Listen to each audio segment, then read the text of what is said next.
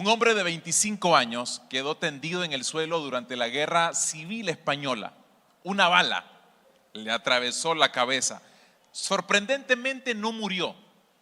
Tampoco necesitó de atenciones especiales, de ninguna operación. Recuperó la conciencia 2 semanas después, pero algo había cambiado. Miraba el mundo al revés. Miraba a las personas y a los objetos que estaban en un lado como que si estuviesen en el otro extremo. Podía leer letras y números tanto al derecho como al revés. Inicialmente fue muy difícil adaptarse a la condición porque se confundía en situaciones cotidianas. Por ejemplo, miraba trabajar a hombres que estaban sobre un andamio y para él es como que si estuviesen colgados del andamio boca abajo. La vida era al revés, el mundo estaba al revés. Con el objetivo de guardar su identidad, se le bautizó como el paciente M. Se desconoce cuál es la identidad, el nombre real. El paciente M.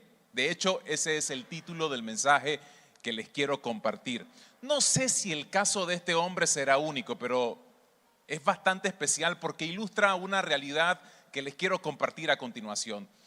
Nuestras sociedades creo que sufre un poco justamente de esta condición, pero en otro sentido, claro está. Tristemente, hemos comenzado a ver las cosas al revés.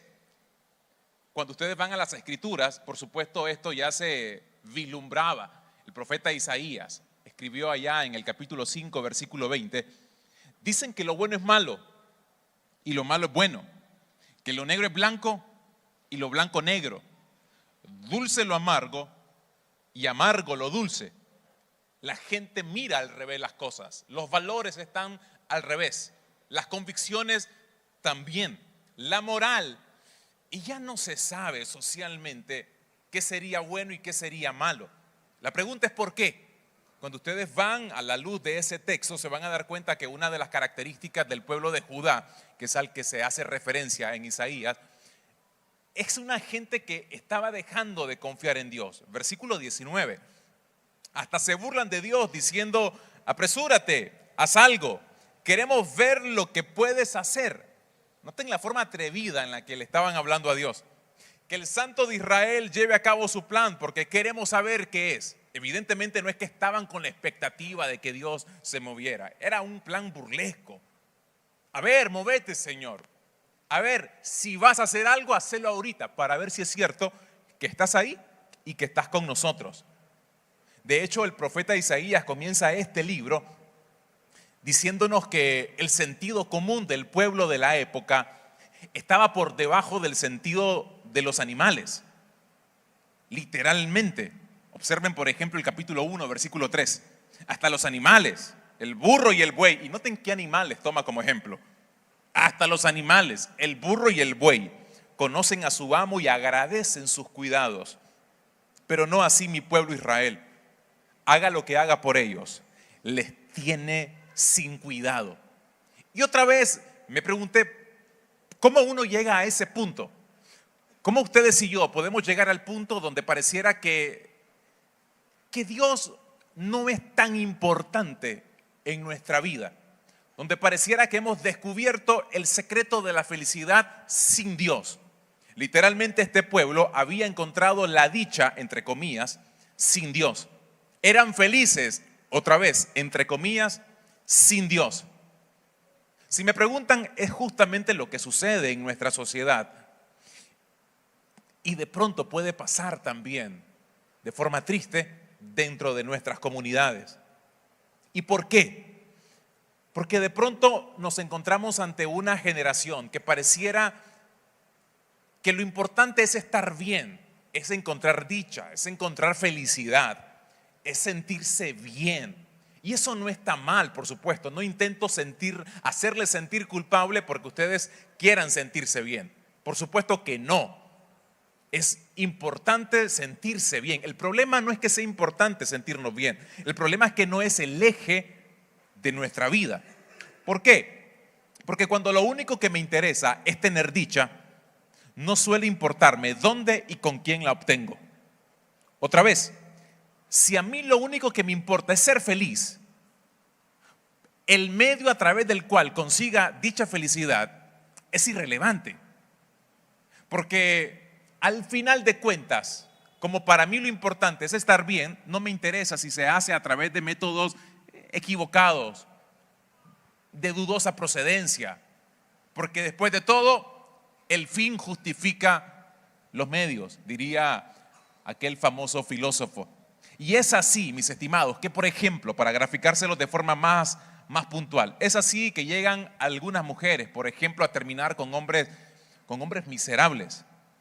Al principio se sienten dichosas porque perciben que se les ama, pero si escogiste a un hombre porque querés ser feliz en la vida, es muy probable que hayas escogido de forma equivocada.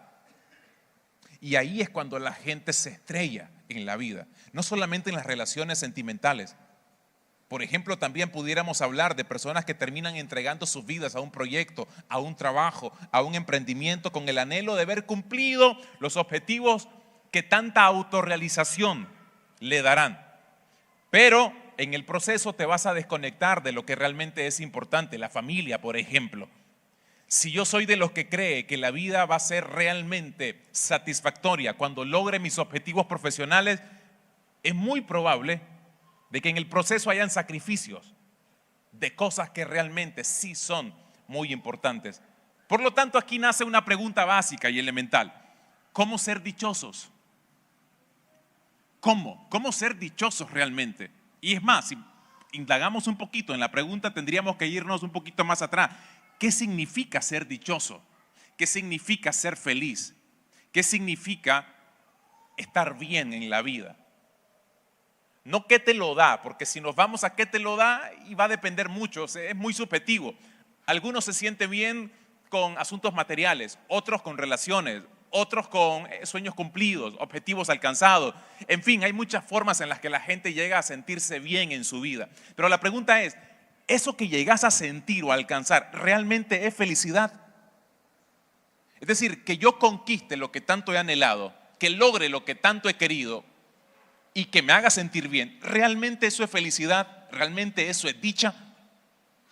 Siempre pregúntense un poco, ¿qué les mueve en el mundo, en la vida? ¿Qué es lo que te mueve?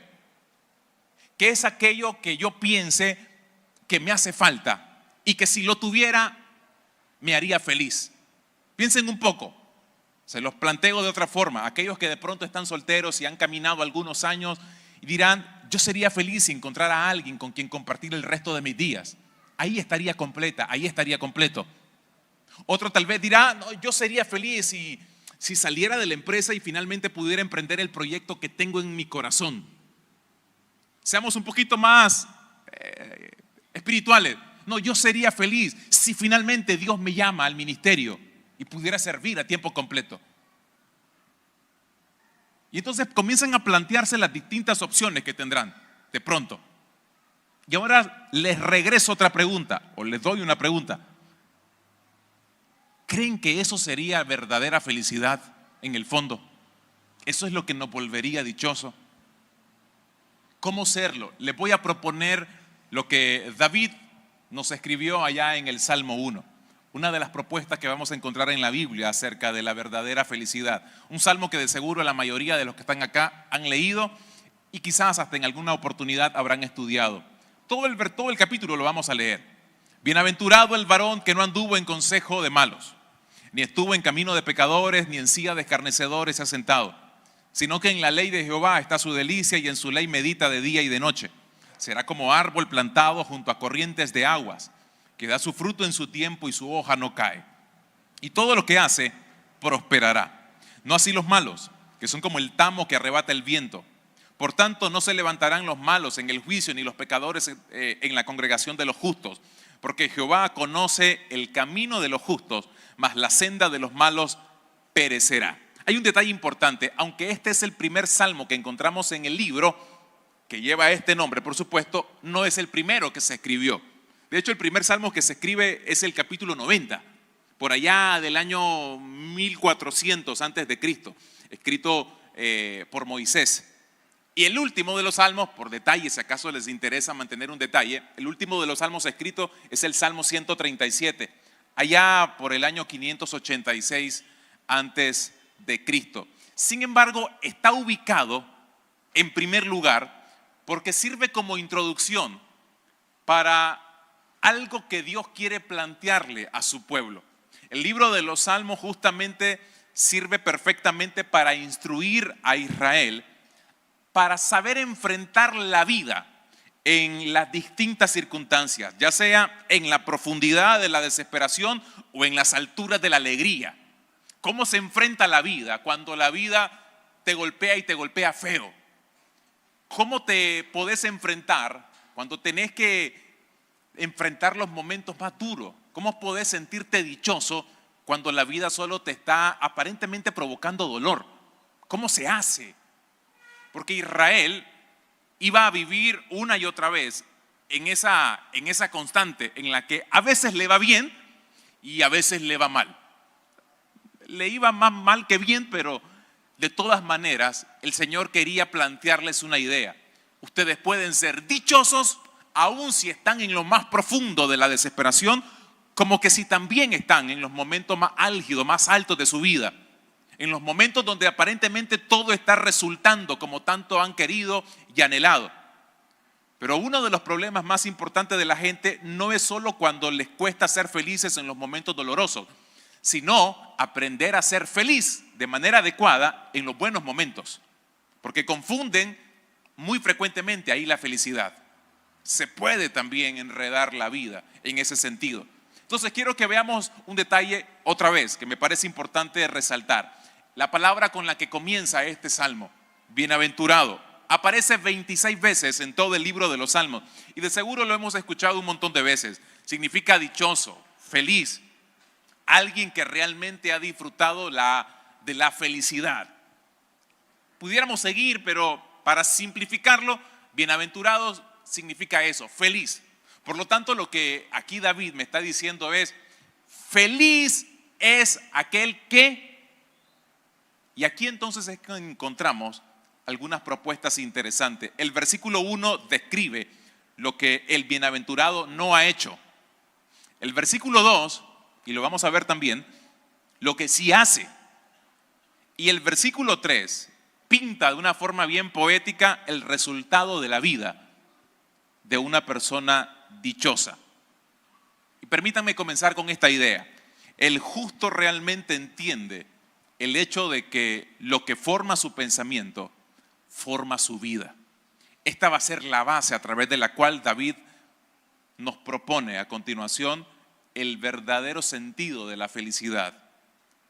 El justo realmente entiende el hecho de lo que forma su pensamiento, es lo que forma su vida. Veamos por lo tanto ahora el primer versículo y notemos las tres cositas que aquí se describen. ¿Quién es una persona feliz? Y comienza, una vez más, como les dije recién, a decirnos lo que una persona feliz no hace. ¿Qué no hace una persona feliz? ¿No anda en qué? No anda en consejos de malos. Es lo primero que nos dice ese versículo. Bienaventurado aquel que no anda en consejos de malos. ¿Qué significa eso? ¿Qué significa no andar en consejos de malos? Es alguien que no escucha lo que los impíos tienen que decir. Es alguien que no sigue sus consejos. Y esta última expresión me gusta mucho. No deja que influyan en su perspectiva. Mucha gente no logra disfrutar la vida porque en el fondo han permitido que sus ideas sean influenciadas por lo que otros que no conocen del Señor les han aconsejado o sugerido. Es muy difícil disfrutar la vida cuando uno está empecinado en una forma de pensar. Es muy difícil poder ver todo el panorama que nos plantea Dios en la vida cuando tenemos consejeros equivocados, cuando tenemos personas con acceso a nuestro corazón que no deberían de tenerlo en absoluto. Los bienaventurados son aquellos que no se dejan influenciar en su perspectiva, no se exponga a las mentiras de las personas que evalúan el mundo sin tener en cuenta la palabra de Dios. Aquí la pregunta de rigor es esta: ¿quiénes son aquellos a quienes ustedes les prestan sus oídos y que de alguna forma influyen en la manera en la que ustedes piensan. ¿Quiénes son? Algunos tienen nombre y apellido, otros tienen que ver con todo un modelo, un sistema que se nos va mostrando a través, por ejemplo, de los medios de comunicación, las redes sociales, de las estrellas, de la farándula, incluso de la farándula cristiana. ¿Quiénes son las personas que forman, que de alguna manera influyen en su pensamiento? Si tiene nombre y apellido, póngale nombre y apellido. ¿Quiénes son? Ahora la otra pregunta es esta: ¿esas personas han moldeado su pensamiento de acuerdo a la palabra o lo moldean de acuerdo a sus propios criterios, de acuerdo a sus propios principios? Note lo que dijo David en el Salmo 5, versículo 9. Porque en la boca de ellos no hay sinceridad, en los que no conocen del Señor, claro está. Sus entrañas son maldad, sepulcro abierto es su garganta, con su lengua hablan lisonjas. Proverbios 12:5. Los pensamientos de los justos son rectitud, mas los consejos de los impíos, engaño. Isaías 25:1. Jehová, tú eres mi Dios, te exaltaré, alabaré tu nombre, porque has hecho maravillas. Y presten atención a esta parte. Tus consejos antiguos son verdad y firmeza. Y aquí hay un detalle importante.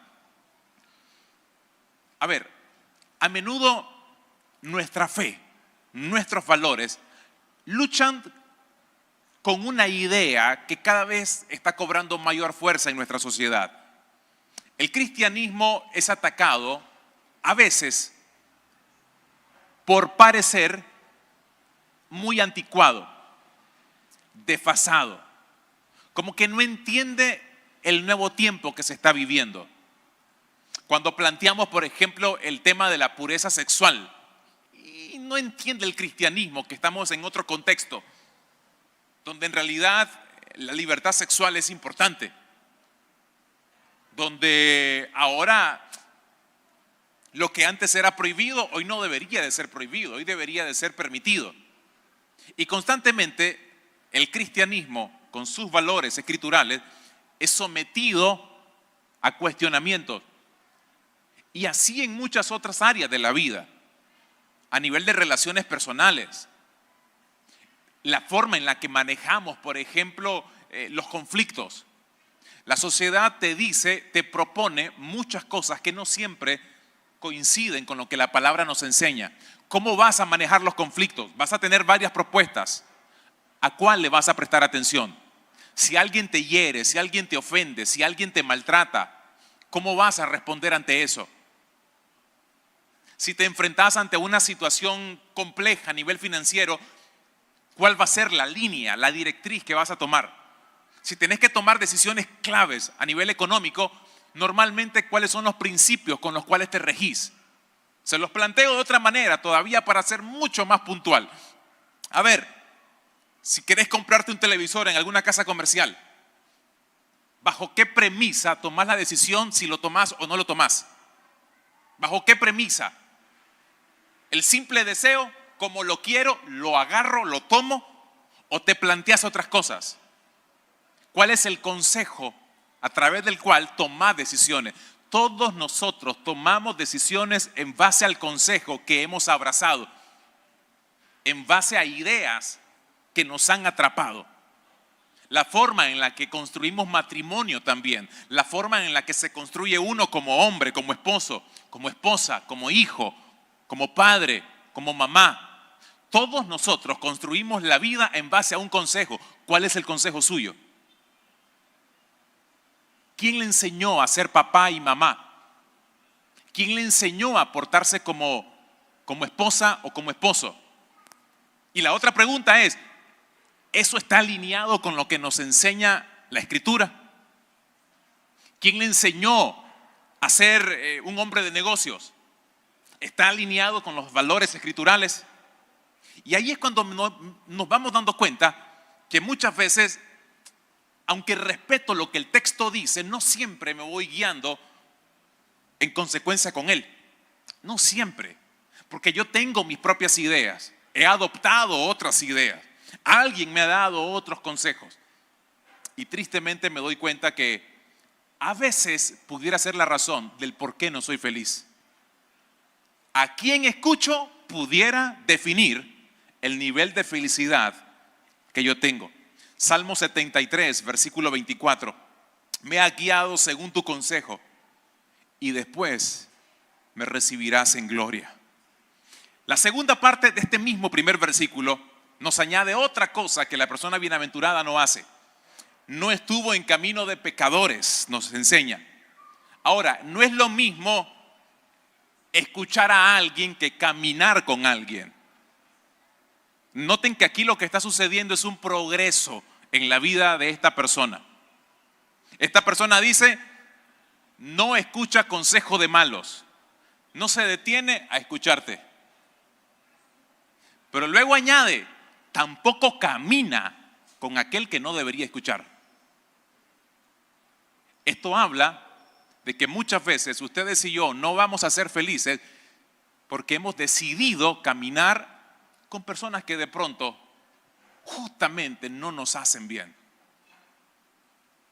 Aquí es importante decidir con quién voy a caminar, qué camino voy a recorrer, qué ruta es la que voy a tomar, con quiénes me voy a asociar en la vida, cómo voy a vincular mi vida con otras personas. Y noten que cuando ustedes van a través de toda la Biblia, esto es importante porque incluso el apóstol Pablo luego en el libro de los Corintios, recuerdan, en la primera carta a los Corintios, el apóstol Pablo habla acerca del yugo desigual. Hey,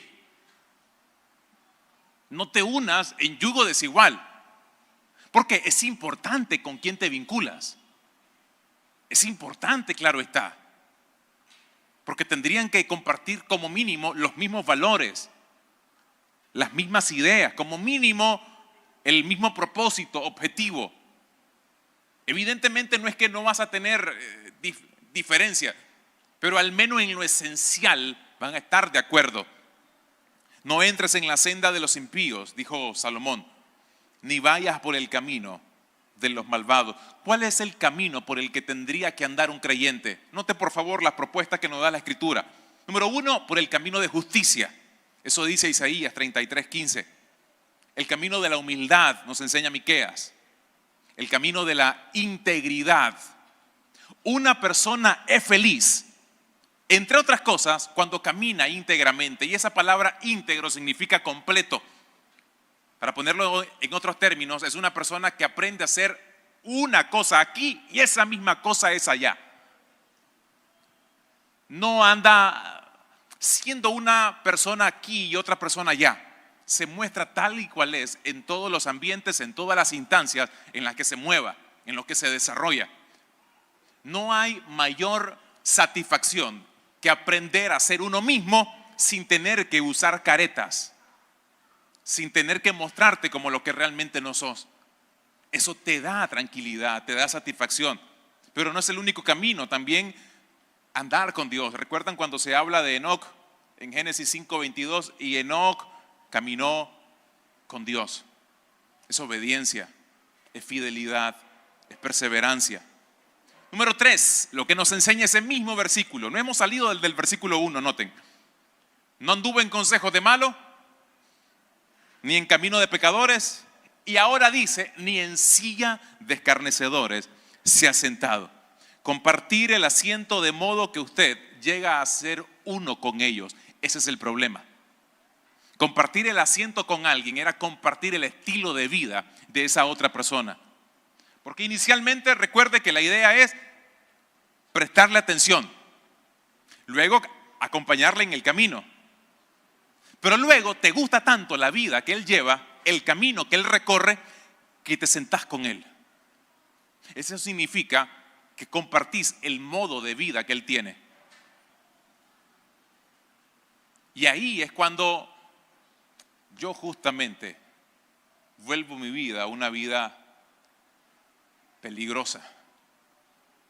Si ustedes notan, estos 3 pasos tienen que ver con la influencia que uno recibe en el día a día. Hay un predicador a quien eventualmente leo y me gustó lo que habló acerca de este mismo pasaje. John Piper, dijo lo siguiente, se los presto acá en pantalla. Nadie anda el camino del impío sin quererlo. Nadie se detiene en el camino de los pecadores sin quererlo.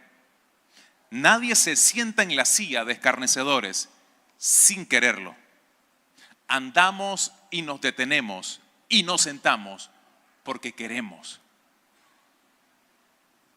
Y queremos porque hemos estado mirándoles tan intensamente que lo que hacen ahora nos es atractivo.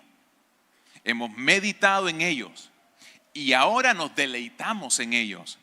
Así es como aparece la mundanalidad. En otras palabras, ¿saben por qué me cuesta ser feliz en la vida? Porque no me estoy dando cuenta que de forma intencional he decidido prestarle atención a alguien que no me hace bien prestarle atención. He decidido también caminar con esa persona y he decidido también sentarme con esa persona. Y todo esto se lo pongo de forma gráfica, metafórica, claro está. Y eso lo que significa es que en el fondo he encontrado, según yo, cierto nivel de satisfacción y bienestar en el estilo de vida que lleva otro. Por eso a menudo tienen mucha influencia algunas estrellas de la música, del arte en general. Pareciera que ellos tienen la vida que otros sueñan. Y por lo tanto uno escucha lo que dicen. Uno escucha la manera en la que resuelven sus conflictos matrimoniales. Uno lo escucha. Si no, piensen en uno de los últimos éxitos de nuestra estimada colombiana de pies descalzos, la ciega, sorda y muda, sesión 56.3. ¿Cómo se resuelven ahora las separaciones? Tírele duro al ex y a la que se le metió también. Y encontrás que ahí hay cierto nivel de satisfacción cuando le tiraste duro.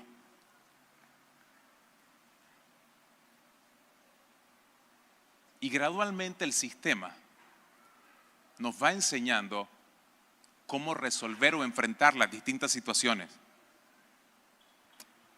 Y luego quiero ser feliz. ¿Cómo? Si le presté oídos a quien a lo mejor no debía, a un sistema de vida que no debía prestarle atención. ¿Cómo? ¿Cómo se logra eso? Si encontré atractivo la propuesta de la sociedad. Segundo versículo, versículo 2. Y aquí ahora nos muestra lo que sí hace este hombre dichoso. En la ley de Jehová está su delicia, y en su ley medita de día y de noche. Aquí hay un detalle importantísimo. Aquí dice que el dichoso no es un hacedor de la ley. Y por favor no me malentienda. No significa que ser hacedor de la ley sea equivocado. Es importante, claro que está. Eso muy claro en la Escritura y lo vamos a ver en un ratitito. Pero lo que hace aquí David es ampliar el concepto. Una persona feliz no solo es hacedora, una persona feliz se deleita en la ley, en la palabra. Por eso es que tiene sentido lo que dijo Santiago. Santiago capítulo 1, versículo 25. Si ustedes ponen toda su atención en la palabra de Dios y la obedecen siempre, ¿serán qué? Serán felices en todo lo que hagan. En la versión Reina Valera, ¿cómo le dicen? No solo sean oidores olvidadizos, sino hacedores de la palabra. A eso es que realmente se está refiriendo Santiago, porque la palabra de Dios es perfecta y los libera del pecado. Por eso es importante esta idea, mis hermanos. Nunca reduzcas el cristianismo a una cuestión de exigencias, acuerdos o fuerza de voluntad. Es una cuestión, ante todo, de lo que amamos o en qué nos deleitamos y qué sabe bien. A eso realmente está apuntando nuestro estimado David. ¿Qué ama a usted? Cuando usted entiende qué es lo que ama, ahí entonces pudiera estar el secreto de la dicha, de la verdadera felicidad. Dice el Salmo 112, versículo 1, aleluya, cuán bienaventurado es el hombre que teme al Señor. ¿Y qué significa temer al Señor? Es decir, que mucho se deleita en sus mandamientos. Salmo 119, verso 14, me he gozado en el camino de tus testimonios, más que en todas las riquezas. Verso 16 del mismo capítulo, me deleitaré ¿en qué? En tus estatutos y no olvidaré tu palabra. Verso 97 de este mismo capítulo, cuánto amo tu ley, todo el día ella es mi meditación. Salmos 40, verso 8, me deleito en hacer tu voluntad, Dios mío. Tu ley está ¿dónde? Dentro de mi corazón. La enseñanza, mis estimados, es que la única esperanza contra los placeres del mundo es el placer por Dios y su palabra. Ante la pregunta recurrente de, a ver, Alberto, ¿cómo hago para dejar de drogarme cuando me da tanto placer? ¿Cómo hago para dejar de tomar? Me cuesta mucho. ¿Cómo hago? ¿Cómo hago para dejar la inmoralidad sexual? ¿Cómo hago? ¿Cómo le hago? Porque en el fondo el tema es que cada una de esas cosas provoca cierto nivel de placer, de bienestar en la vida de la persona. Se vuelve un placebo, le hace sentir bien. Y ahí es cuando algunos dicen, ¿cómo puede ser malo si me hace sentir tan bien? ¿Cómo? Así algunos justifican sus infidelidades. ¿Cómo puede ser tan mal el amor que siento por la otra mujer si me hace tan bien, mejor que lo que me da mi esposa? Así algunos justifican sus infidelidades o sus pecados. Y la sociedad nos va enseñando que después de todo no es tan malo. ¿Cómo se hace después de todo? Es un tema de placeres. ¿Cuál es realmente aquello que te da más placer en la vida? ¿Qué es lo que te da placer? ¿Qué es lo que tanto amas? ¿Dónde está puesto realmente tu amor? Por eso me encanta esto. La enseñanza es que la única esperanza contra los placeres del mundo es el placer por Dios y su palabra. Cuando leemos la palabra, informamos a nuestros pensamientos mientras se deleita nuestro corazón. Y aquí voy cerrando. Cuando Jesús vino al mundo, la humanidad se dividió de acuerdo con lo que amaba. Noten por favor lo que escribió en el Evangelio de Juan, capítulo 3, verso 19. La luz vino al mundo y los hombres amaron más las tinieblas que la luz. En el fondo, rechazaron a Jesús porque amaban más las tinieblas. ¿Cómo argumentás en contra de alguien que te está mostrando con evidencias a toda luz que es quien dice ser el Hijo de Dios? Salvaba, sanaba. Y aún así, amaron más las tinieblas que la luz. El tema es que no lo amaban y por eso no lo iban a seguir.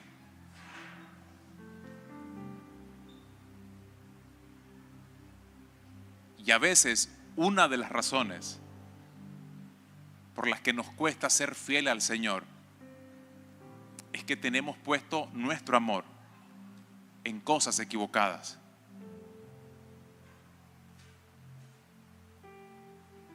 Hemos creído que el placer que nos da el pecado o el sistema que se nos ha propuesto es suficiente. Y tristemente la vida se encarga de enseñarnos que no es suficiente, que siempre hace falta algo.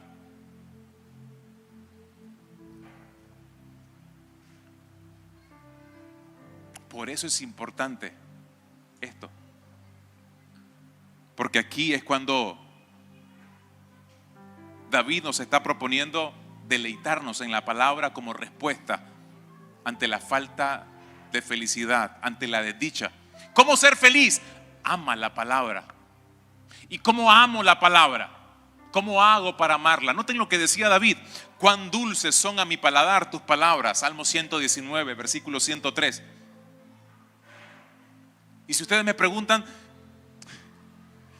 ¿cómo se llega al punto de amar así como David amaba la palabra? Cuán dulce es a mi paladar tu palabra. ¿Cómo se hace eso? ¿Cómo lo logro? Si cada vez que voy a la Biblia, pastor, realmente lo primero que pasa es que me aburro y me duermo, pero placer no siento. Y así como que dulzura en el paladar, pues tampoco. No lo siento. Y me encanta lo que David oraba. Versículo 18 del mismo Salmo 119. Abre mis ojos para que vea las maravillas de tu ley. Abrí mis ojos, Señor. Que su próxima oración, ahí en su cuarto, pueda ser una como esta: abre mis ojos para que pueda ver lo que me estoy perdiendo, lo que tu palabra me enseña. Que la próxima vez que vaya a la Biblia no vaya porque me toca nada más, sino porque en ella encuentro deleite. Por eso tiene sentido lo que dice el último de los versos que voy a leer de este capítulo, el verso 3.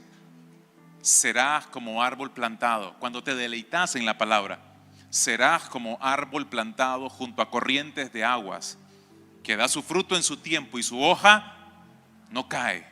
Y todo lo que hace, esa parte casi siempre es la que nos gusta a todos. Que nos digan: hey hermano, todo lo que hará usted prosperará. Pero para llegar ahí se requiere aprender a tener placer en la palabra. Y me encanta porque la palabra viva para nosotros es Cristo. En el principio era la palabra, el verbo. Y el verbo estaba con y era Dios. Aprender a deleitarse en Cristo será el éxito que nos dará la felicidad. ¿Cómo ser feliz? Ante la pregunta con la que comencé todo esto, necesito aprender a deleitarme en Cristo, encontrarme con Él, tener comunión con Él, abrazarlo a Él, encontrarme con Él, reconciliarme con Él, sentir placer en Él, porque eso es lo que me va a mover en la dirección correcta. Amén.